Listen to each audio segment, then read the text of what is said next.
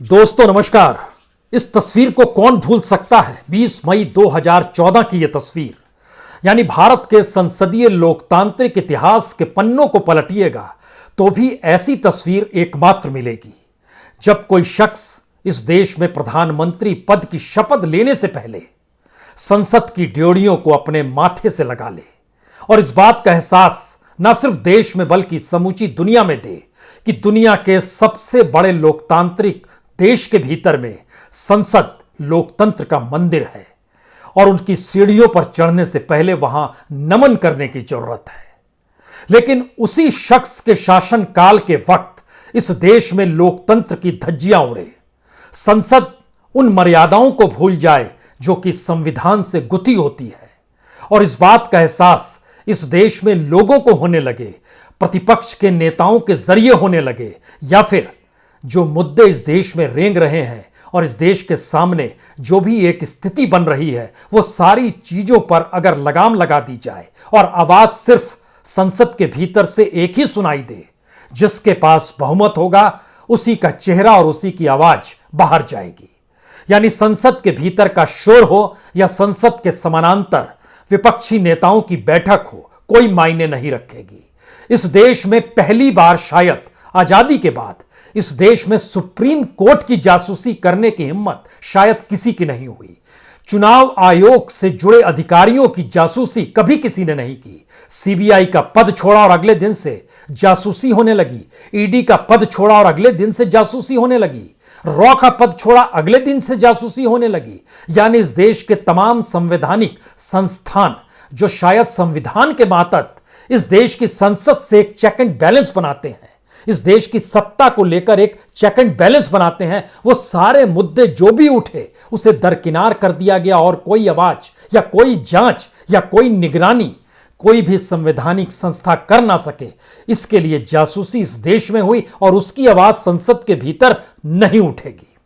इस देश में इससे पहले कभी भी 7 महीने तक किसानों ने आंदोलन नहीं किया, लेकिन किसान जिस भी मुद्दे पर आंदोलन करें उनकी आवाज संसद के भीतर सत्ता के जरिए आपको सुनाई नहीं देगी। इस देश के भीतर में इससे पहले भी घोटालों की गूंज हुई है, स्कैम की गूंज हुई है और तो और हथियारों के रक्षा सौदों को लेकर भी गूंज खूब हुई है। लेकिन यह भी पहली बार है कि जासूसी भी उस शख्स की होती है जो रक्षा सौदों से जुड़ा है और जासूसी करने वाला शख्स भी वही है जिसने रक्षा सौदे किए हैं और इसकी गूंज भी आपको पार्लियामेंट के भीतर सुनाई नहीं देगी। तो क्या यह मानकर चला जाए कि इस देश के भीतर में हर वो आवाज जो संसद में इससे पहले गूंजती थी, अगर सत्ता चाहे तो अब उस पर नकेल कसी जा चुकी है? बहुत दिन बीते नहीं हैं, 2 ही दिन तो बीते हैं जब इस देश में 2 राज्यों की सीमा पर खूनी हिंसक झड़प हो गई और संसद के भीतर एक आवाज सुनाई नहीं दी। इस देश के गृह मंत्री ने संसद के भीतर आकर अपनी बात, अपनी सफाई में कोई शब्द रखने की जरूरत महसूस नहीं की। तो क्या एक ऐसा वक्त आ गया है जब आप विपक्ष को सोचना पड़ेगा इस देश के भीतर में संसद भवन से इतर कोई दूसरा भवन किराए पर ले लिया जाए और वहीं पर विपक्ष अपनी मंत्रणा करे, मुद्दों को उठाए, चर्चा करे, इस देश को आगाह करे, इस देश की जो परिस्थिति सामाजिक, आर्थिक, राजनीतिक हो चली है उसकी जानकारी वह संसद से इतर किसी दूसरे भवन में बैठ जाए। आज इस बात का जिक्र इसलिए क्योंकि जब संसद के भीतर शोर था, हंगामा था, सिर्फ सत्ता का दिखाई देने के लिए विपक्ष के शोर को दबाया जाता है और दूसरी तरफ विपक्ष दूसरे कमरे में बैठकर अपनी मंत्रणा कर रहा था और इस बात का एहसास सत्ता को कराना चाह रहा था कि आने वाले वक्त में इस देश की राष्ट्रीय सुरक्षा से जुड़ी जासूसी के मसले को आपको उठाना होगा इसी संसद के भीतर, जांच बैठानी होगी इसी संसद के भीतर। इसी संसद के भीतर लोगों से जुड़े मुद्दों पर आप नकेल नहीं कस सकते हैं। पहले देखिए विपक्ष की उस बैठक का नजारा जिसमें 27 सांसद पहुंचे थे। विपक्षी दलों के हर दलों का कोई ना कोई नुमाइंदा वहां मौजूद था। 2 दल छोड़ के एक बीएसपी नहीं थी, एक टीएमसी नहीं थी। दोनों की अपनी सियासी जरूरतें हो सकती हैं, लेकिन जिस मुद्दे को लेकर शोर है, पहले इस बैठक को देखिए। तो बैठक का यह नजारा दरअसल 1 दर्जन राजनीतिक दलों के नेताओं की मौजूदगी में था। इस मौजूदगी के भीतर जो सवाल थे वो पेगासस से जुड़े थे और पेगासस का सवाल राष्ट्रीय सुरक्षा से जोड़ा गया। चूंकि राहुल गांधी के फोन टैप किए गए तो अगुवाई राहुल गांधी ने की, लेकिन मुद्दा इस बीच संवैधानिक और स्वायत्त संस्थाओं को लेकर था, जिसके दायरे में supreme court, CBI, ED, raw, election commission, उससे जुड़े तमाम अधिकारियों की फेरिस्त रखी गई, चर्चा की गई और कहा गया क्या वाकई सत्ता को इस बात की इजाजत दी जा सकती है वो जासूसी करे। बड़े ही सिलसिलेवार तरीके से मुद्दे उठे।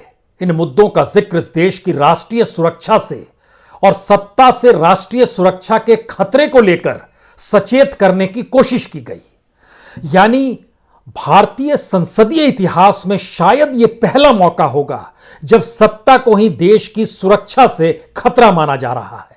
पेगासस आपके मोबाइल में, आपके मोबाइल के जरिए आपकी सारी जानकारी सत्ता तक पहुंचा देता है। आप कहेंगे इसमें दिक्कत क्या है, इसमें परेशानी क्या है? सत्ता को जनता ने बनाया है और सत्ता को हर बात का जानने का पूरा अधिकार है। तो जरा फेरिस्त देखिए, सुप्रीम कोर्ट की भी जासूसी होती है, सीबीआई की भी जासूसी होती है, इलेक्शन कमीशन की भी जासूसी होती है, ईडी की भी जासूसी होती है, रॉ से जुड़े अधिकारी की भी जासूसी होती है। इस देश के भीतर में जो पॉलिटिकल पार्टी, चाहे वो कांग्रेस हो, चाहे वो टीएमसी हो, चाहे वो जेडीएस हो, चाहे दूसरे राजनीतिक दल हो, उनके इर्द गिर्द जो ताना बाना राजनीतिक और सियासी तौर पर होता है उसे भी जानने के लिए जासूसी होती है। यहां देश के भीतर में जो अलग अलग राज्यों के मुख्यमंत्री हैं, उनके इर्द गिर्द जो लोग हैं, उनके भी फोन को टैप किया जाए और उनकी भी जासूसी की जाए। इस देश के भीतर में जो नॉर्थ ईस्ट का पूरा इलाका है, वहां पर क्या कुछ हो रहा है और वहां के जो पॉलिटिशियंस हैं उनकी भी जासूसी की जाए। इस देश के भीतर में जो राफेल का सौदा हुआ है, उस सौदा करने में कहीं कुछ बातें लीक ना हो जाए, क्या उसकी भी जासूसी की जाए? यह एक क्या वाकई राष्ट्रीय सुरक्षा से जुड़ा मुद्दा है या फिर इस देश में सत्ता का मिजाज ही उस संविधान से इतर हो गया है जिस संविधान की शपथ को लेकर इस देश में सत्ता का निर्माण हुआ? सवाल सबसे बड़ा यही है कि जिस संसद की मौजूदगी इस देश के भीतर में है, उसकी महत्ता तो 1952 से ही शुरू हुई थी, जब संसदीय राजनीति इस देश में आई। लोगों ने चुनाव में हिस्सा लिया, अपने नुमाइंदे को जनता ने चुना और वो नुमाइंदे जनता की आवाज बनकर संसद के भीतर लोकतंत्र को जीते थे, क्योंकि लोकतंत्र जनता के लिए और जनता के द्वारा होता है। लेकिन ऐसा क्या है कि मौजूदा वक्त में लोकतंत्र गायब हो गया? ऐसा क्यों लगने लगा है कि वाकई संसद के भीतर सिर्फ एक तरफा आवाज गूंजे? ऐसा क्यों महसूस होने लगा है कि इस देश में इमरजेंसी नहीं है, लेकिन उससे कहीं ज्यादा खतरनाक स्थितियां आ गई हैं? ऐसा क्यों लगने लगा है? और विपक्ष के भीतर से अगर तानाशाही, इमरजेंसी, अपने तरीके से इस देश की संविधान को परिभाषित करने की सत्ता की सोच, ऐसी बातें निकल कर आने लगे तो हमें लगता है आज कुछ बातों पर गौर करने की जरूरत है। क्या वाकई संसद अपनी महत्ता को बरकरार रख पा रही है या नहीं रख पा रही है? यह सवाल इसलिए क्योंकि आज देश के सबसे महत्वपूर्ण मुद्दे को अगर विपक्ष पेगासस के जरिए उठा रहा है, किसान अपने आंदोलन के जरिए उठा रहा है, तो आज एक सवाल हम भी आपके सामने रखते हैं।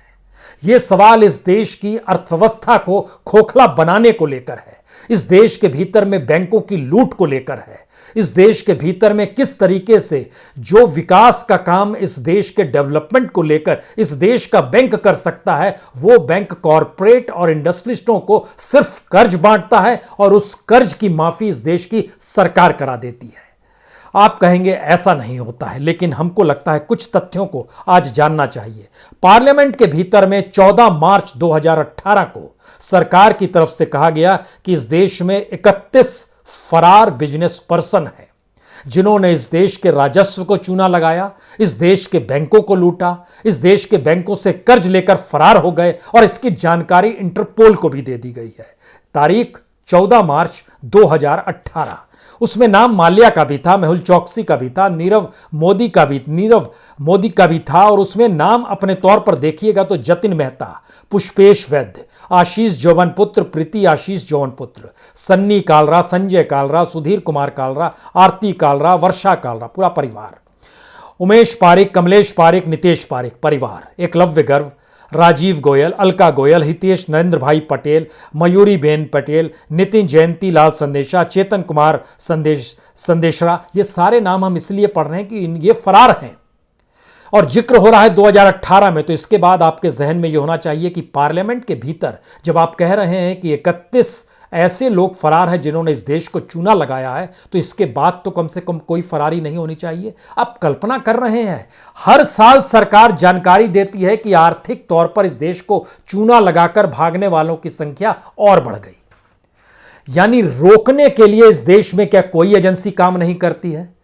और जो सारी एजेंसीज है, अगर उन्हीं की जासूसी हो रही है तो वो तो सत्ता के लिए काम कर रहे हैं, और वो एजेंसियां अगर कुछ नहीं कर पा रही हैं तो इसका मतलब है क्या सरकार ही उनको बाहर भगा रही है और इस देश को छोड़कर वो बाहर जाकर मौज मस्ती में जी रहे हैं? इसका भी जवाब पार्लियामेंट से ही निकलेगा, क्योंकि 5 फरवरी 2020 को फिर जब सवाल पूछा गया कितने लोग फरार हैं, तो 2018 में तो 31 लोग फरार थे, जिसमें माल्या, मेहुल चोकसी, नीरव मोदी का नाम था। लेकिन 2020 की फरवरी में कहा जाता है 72 लोग फरार हैं, और आज की तारीख में सरकार के पास आंकड़ा है कि 81 लोग फरार हैं। सवाल है कि लोग फरार होते चले जा रहे हैं और आप उन्हें रोकते नहीं हैं, क्योंकि दूसरा आंकड़ा और ज्यादा बड़ा महत्वपूर्ण है, क्योंकि सरकार अपने तौर पर बहुत साफ कहती है इस देश के भीतर में लोग बैंक से कर्ज ले लेते हैं और जानबूझकर कर्ज नहीं लौटाते हैं। अब जानबूझकर कर्ज नहीं लौटाते हैं तो इससे एनपीए हमारा बढ़ जाता है। एनपीए बढ़ जाता है तो एनपीए को ठीक करने के लिए हमको बैंक को कहना पड़ता है आप अपनी किताब को ठीक कीजिए और रिटर्न ऑफ कर दीजिए। नया आंकड़ा जो पार्लियामेंट के भीतर दिया गया, उसमें जानकारी दी गई कि मार्च 2021 तक इस देश के भीतर में 2494 ऐसे लोग हैं जो बड़े लोग हैं जिनको जानबूझकर कर्ज ना लौटाने वालों की यह संख्या है, और इन्होंने 4,02,015 करोड़ रुपए का चूना इस देश को लगाया है। पार्लियामेंट के भीतर का यह सवाल का जवाब है। अब आइए 2 साल पहले चले जाइए, मार्च 2019। यही पार्लियामेंट है, यही फाइनेंस मिनिस्ट्री है, यही सरकार है, वो जानकारी देती है कि 2017 लोग इस देश के भीतर में जो टॉप मोस्ट हैं जानबूझकर कर्ज नहीं लौटाते हैं, और जो एनपीए की रकम है वो 5,73,202 करोड़ है। लोग बढ़ रहे हैं, एनपीए बढ़ रहा है। एनपीए को कम करने के लिए सरकार माफ कर रही है, और इस माफी की जो पूरी की फेरिस्त है इसमें हर तरह के लोग हैं। जो फरार हैं उनके भी नाम हैं और उनको भी माफी दे दी गई है, उनका भी रिटर्न ऑफ कर दिया गया बैंकों के दस्तावेजों में। यह इसलिए बड़ा महत्वपूर्ण है कि पार्लियामेंट तो वही है, यहां हम सवाल किसानों को लेकर नहीं कर रहे हैं। किसानों को कर्ज माफी की स्थिति तो सरकार के पास कोई नियम है ही नहीं। सरकार ने नियम बना रखा है कॉरपोरेट और इंडस्ट्रियलिस्टों के लिए, और उसी की संख्या कर्ज ना लौटाने वालों की बढ़ती है। और हर बरस पार्लियामेंट जब सजती है हर सत्र में, तो उसमें बजट सत्र के बाद हमेशा जवाब पूछा जाता है कितने लोग थे जिन्होंने देश को चूना लगाया। हर बार संख्या बढ़ जाती है। तो क्या इस देश की जो भी जांच एजेंसी है, जो भी सुरक्षा एजेंसी है, वो क्या कोई काम नहीं करती है? और अगर उनकी जासूसी की जा रही है तो इसका मतलब बहुत साफ है कि यह आपके जरिए है कि खबरदार, जो तुमने उस व्यक्ति को जाते हुए रोका, या बैंकों को चेतावनी है कि तुमने अगर उससे कुछ भी वसूला। क्या यह संसद है?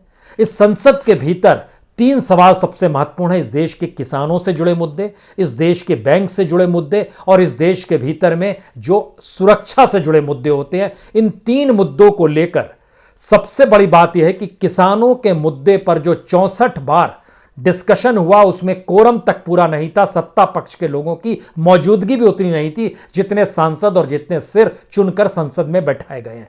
तो इस संसद का क्या महत्व है? पहली बात यह, बैंकों को लेकर जो भी सवाल जवाब होते हैं उसमें फाइनेंस मिनिस्ट्री हमेशा लिखित जवाब दे देती है। यानी इस देश के फाइनेंस मिनिस्टर्स को यह भी अनुभव नहीं है कि वह खड़े होकर जवाब दे, इस बात को एहसास कराए कि इस देश के बैंक कंगाल बनाने में उनका कितना योगदान है।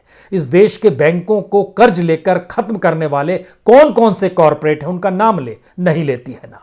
और इस देश के रक्षा से जुड़े मुद्दों को लेकर 2 मुद्दे हमारे सामने हैं, एक जासूसी का मुद्दा और दूसरा 2 राज्यों में हिंसक झड़प जो हुई है। ये तत्काल के मुद्दे हैं, लेकिन इन दोनों मुद्दों को लेकर इस देश के गृह मंत्री पार्लियामेंट के भीतर जवाब देने की स्थिति में नहीं आएंगे। लेकिन पार्लियामेंट चलनी चाहिए। पार्लियामेंट के भीतर ऐसे ऐसे सवाल उठते हैं। आज जब विपक्ष बैठक कर रहा था तो पार्लियामेंट के भीतर में बाल विकास मंत्री स्मृति ईरानी जी कान में कंटोपा लगाकर बच्चों के डेवलपमेंट का जिक्र कर रही थी और कभी भी इस सरकार ने इस बात का जिक्र नहीं किया कि बीते 61 हफ्तों से इस देश के स्कूल बंद हैं, उनको लेकर कोई अब अलग सोच स्कूल खोलने को लेकर डेवलप हो पा रही है या नहीं हो पा रही है, कुछ नहीं। अब दूसरा सवाल यह है, जब जिन बात का हमको लगता है जिक्र करने की जरूरत थी, इस देश के भीतर में जिनको माफी दे दी जाती है उनको कितनी माफी दे दी जाती है और उनका पैसा जब वाकई वापस बैंकों को नहीं होगा तो बैंक तो कंगाल होंगे। तो हमने वो डॉक्यूमेंट निकाला कि इन्होंने पार्लियामेंट के भीतर क्या कहा। आपको जान के हैरत होगी कि पार्लियामेंट के भीतर लिखित जवाब जो बैंकों को लेकर दिए गए, उसमें जिन जिन के कर्जे को माफ कर दिया गया उसमें एक से एक लोग हैं। एक से एक लोग का मतलब यह है, जैसे Kingfisher airline limited 586 crore SBI के जरिए रिटर्न ऑफ कराया गया, 442 करोड़ बैंक ऑफ बड़ौदा के जरिए कराया गया। इस देश के भीतर में लगभग 34 बड़ी कंपनियां ऐसी हैं जिनको जोड़ना शुरू कीजिएगा तो उन्होंने जो कर्ज लिया है वो कर्ज इस देश के भीतर में तकरीबन 80 लाख किसानों से जुड़ जाता है। 80 लाख किसानों ने जितना भी कर्ज लिया और जो उनसे जुड़ा हुआ एग्रीकल्चर कर्ज है बैंकों के द्वारा जो अलग अलग योजनाओं को दिया जाता है, उन दोनों को जब मिला दीजिएगा तो इस देश के 32 कॉरपोरेट ऐसे हैं जिन्होंने जो कर्ज लिया है वो उससे भी ज्यादा हो जाता है और उनको माफ कर दिया गया और यहां माफ नहीं किया गया। यह एक पहला सवाल। दूसरा सवाल, इस देश के भीतर में अभी तुरंत जानकारी निकल कर आई कि पहली बार कर्ज ना लौटाने वालों की संख्या बढ़ रही है लेकिन हमारा एनपीए घट रहा है। यह भी पार्लियामेंट के एक लिखित जवाब में आता है। एनपीए कैसे घटेगा जब कर्ज ना लौटाने वालों की संख्या बढ़ती चली जाएगी? तो सरकार रिटर्न ऑफ कर देती है, कहती है इसको अपने दस्तावेजों से हटा दो। दूसरी बात, इसमें कुछ नाम हमारे सामने हैं, इन नामों का जिक्र चलिए आरबीआई ने किया है और इस देश के भीतर में जो बैंक एसोसिएशन है उसने भी किया है, उसने भी जानकारी दी है कि किस रूप में कितना पैसा कितना माफ कर दिया गया। उसमें जानकारी आई कि इस देश में तकरीबन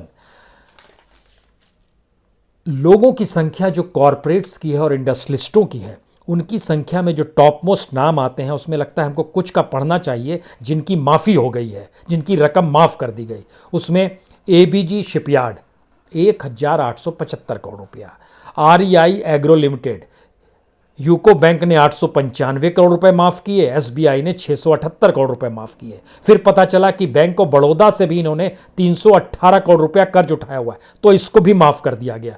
एक जतिन मेहता है जो फरार हैं और उनकी फरारी के बाद इस देश में उनका कर्ज लिया हुआ रकम को माफ किया गया। अब आप इनका है Winsome diamond and jewellery limited, 695 crore रुपए सेंट्रल बैंक ने माफ किए, 892 करोड़ रुपए पीएनबी ने पंजाब नेशनल बैंक ने माफ किए, 620 करोड़ रुपए केनरा बैंक ने माफ किए। यानी ये देखना शुरू करेंगे तो इसी तरीके से रोटोमैक आता है, इसी तरीके से forever precious jewellery and diamond limited आता है, इसी तरीके से बीएस लिमिटेड आता है, एक लंबी फहरिस्त है। पार्लियामेंट के भीतर बैंकों को लेकर जब भी जो भी आवाज उठी उसमें फाइनेंस मिनिस्ट्री ने लिखित जवाब दिया। ठीक उसी तरीके से जैसे आप आरटीआई डाल दीजिए उसके बाद आपके पास कोई लिखित जवाब आ जाए, उतना ही बरजावा पार्लियामेंट के भीतर दिया जाता है जो लोकतंत्र का मंदिर है। एग्रीकल्चर को लेकर जब जब बहस हुई और ऐसी परिस्थिति आई कि इस पर वोटिंग की स्थिति होनी चाहिए, जो नियम कायदे हैं उसमें सबसे बड़े इन 3 कानूनों को लेकर राज्यसभा में वोटिंग नहीं हुई, ये हर कोई जानता है। लेकिन आपको यह भी समझना होगा इस देश के भीतर में मोदी काल के भीतर में एग्रीकल्चर से जुड़े हुए लगभग 21 कानून बदल दिए गए। इस देश की लेबर मिनिस्ट्री से जुड़े हुए तकरीबन 18 कानून बदल दिए गए। इस देश के भीतर में जो रोजगार देने का प्रावधान है और जो पीएसयूज जो कि पब्लिक सेक्टर ऑर्गेनाइजेशंस होते हैं उसके जरिए रोजगार को लेकर जो देने की परिस्थिति थी उसमें परिवर्तन इसी 7 वर्ष में लाया गया जब प्रधानमंत्री ने नतमस्तक हुए थे संसद की चौखट पर और उसके बाद के 7 वर्ष में। और अब जो आखिरी सवाल हर किसी के जहन में आ रहा है, क्या वाकई इस देश के भीतर में डेमोक्रेसी गायब हो गई है और लोकतंत्र का मंदिर लोकतंत्र का नहीं रहा है? हमें लगता है यह सवाल इसलिए गंभीर है क्योंकि आज जब बैठक हो रही थी उस बैठक के बाद की परिस्थितियों में तमाम विपक्षी दलों ने जिन बातों का जिक्र किया वह इसलिए चौंकाने वाला भी है और इसलिए परेशान करने वाला भी है क्योंकि उसके दायरे में इस देश के 12 स्वायत्त कॉन्स्टिट्यूशनल इंस्टीट्यूशंस आते हैं। कॉन्स्टिट्यूशन के भीतर में, भारत के भीतर में जो स्वायत्त और कॉन्स्टिट्यूशनल इंस्टीट्यूशन की संख्या है वह कुल मिलाकर 27 है, छोटे बड़े सारे मिलाकर। लेकिन जिनका नाम सबसे ऊपर में लिया जाता है उसमें सीबीआई आती है। उसमें सुप्रीम कोर्ट को तो व्याख्या ही करनी है कॉन्स्टिट्यूशन की, वह भी उस दायरे में आ गई जहां पर सत्ता उसकी निगरानी कर रहा है। सीबीआई, इलेक्शन कमीशन, रॉ के अधिकारी भी जब रिटायर हो जाएं तो उनकी भी फ़ोन टैपिंग और उन पर भी निगरानी किया जाए कि उनको अगर हमने हटाया है तो ऐसा ना हो बाहर निकलकर वो कुछ गड़बड़ करने लगे और जानकारियां देने लगे, या फिर हमने जिन वजहों से हटाया था वो वजह कहीं निकलकर सामने ना आ जाए। यानी पार्लियामेंट की वो 3 परिस्थितियां जो इस देश के लोगों से जुड़ी हुई है और राष्ट्रीय सुरक्षा से जुड़ी हुई है, अगर उन मुद्दों को लेकर वहां पर कोई बड़ा निर्णय संसद का नहीं होता है तो अगला सवाल यही हर जहन में आएगा, तब संसद भवन की जरूरत क्या है। और संसद भवन से इतर इस देश में जनता द्वारा चुने गए नुमाइंदों को कहां बैठना चाहिए। हमें लगता है यह पहला मौका इस देश के सामने आकर खड़ा हो गया है कि जब आप बहुमत के साथ सत्ता में मौजूद होते हैं तो ना सिर्फ आप संसद की, ना सिर्फ सुप्रीम कोर्ट की, ना प्रीमियर जांच एजेंसी सीबीआई की, बल्कि इस देश के कॉन्स्टिट्यूशन को भी अपने तरीके से डिफाइन करने लगते हैं। और यह नज़ारा पहली बार संसदीय पार्लियामेंट्री डेमोक्रेसी के नाम पर जो सत्ता की अपनी तानाशाही का चेहरा है वह खुलकर सामने आ रहा है। शायद इसीलिए जब सोचा गया था संसद को लेकर, उस समय महात्मा गांधी ने एक बात कही थी और महात्मा गांधी ने इस बात का जिक्र 1911 में अपनी किताब में भी जिक्र किया है।